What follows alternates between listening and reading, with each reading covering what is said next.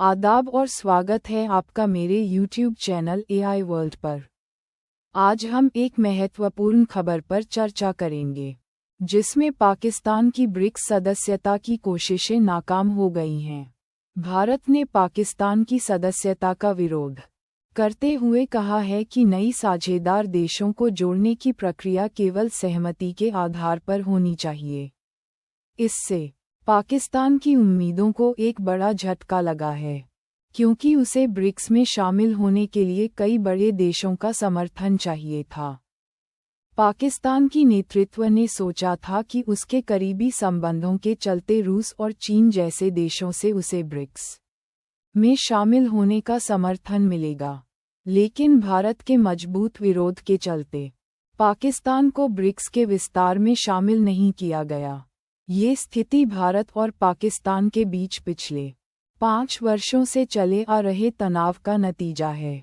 भारत के लिए यह जरूरी था कि वह ब्रिक्स में अपनी स्थिति को बनाए रखे, और इसलिए उसने पाकिस्तान के प्रवेश के खिलाफ अपनी स्थिति को स्पष्ट कर दिया। भारतीय प्रधानमंत्री नरेंद्र मोदी ने हाल ही में ब्रिक्स शिखर सम्मेलन में कहा कि नए देशों का समावेश केवल सहमति के आधार पर होना चाहिए। उन्होंने ब्रिक्स के संस्थापक देशों के विचारों का सम्मान करने की बात की और कहा कि 2023 के जोहान्सबर्ग शिखर सम्मेलन में अपनाए गए मानकों का पालन होना चाहिए। इसके चलते पाकिस्तान की सदस्यता की संभावनाएं और भी क्षीण हो गई हैं।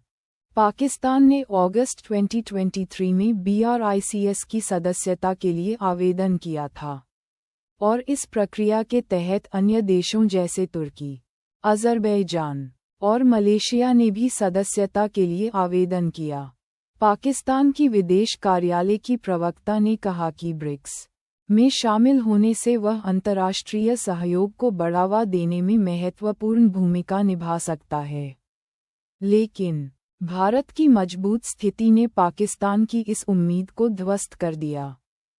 इस विस्तार में ब्रिक्स ने अब तक कई नए देशों को जोड़ लिया है, जिसमें Algeria, Belarus, Bolivia, Cuba, Malaysia, Indonesia, Kazakhstan, Nigeria, Thailand, तुर्की, उगांडा, उज्बेकिस्तान और वियतनाम शामिल हैं। ब्रिक्स अब वैश्विक दक्षिण के लिए एक महत्वपूर्ण आवाज बन चुका है। लेकिन भारत की कूटनीतिक असहयोग ने पाकिस्तान की सदस्यता को और कठिन बना दिया है। अगर आपको हमारा वीडियो पसंद आया हो, तो कृपया लाइक करें, शेयर करें और मेरे YouTube चैनल को सब्सक्राइब करें। धन्यवाद।